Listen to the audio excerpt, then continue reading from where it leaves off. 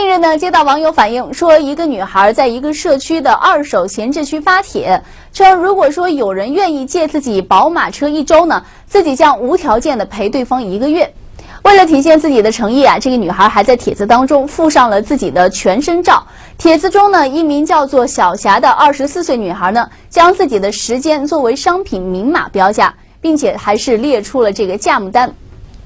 首先呢，这个1商品名称小霞的1个月及30个晚上；2新旧程度是全新；3原价未知；4现价1周的宝马使用权，并且呢，这个宝马不要3系的，还要拒绝国产。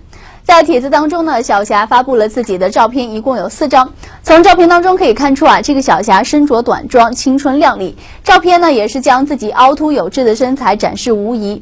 小霞声称啊，自己当年在学校还是校花，而之所以这样做的原因呢，是因为之前收到高中同学的短信，要在国庆节组织同学会。不过呢，在小霞看来，这样的同学会啊，就是显摆会。她的同学们呢，现在都是非富即贵，让自己是很抬不起头。她呢，也不想跟这个男友啊灰溜溜的挤着火车去参加这样的同学会，所以呢，就想到说用自己的时间去换取一辆宝马车的使用权。当然了，这样的做法呢，一定是会遭到咱们网友的一片骂声的哈。这样过于物质的追求显得是非常的肤浅。有网友就觉得，你这样做跟这个小姐有什么区别呢？不得不感慨，这宝马车怎么就这么吸引人呢？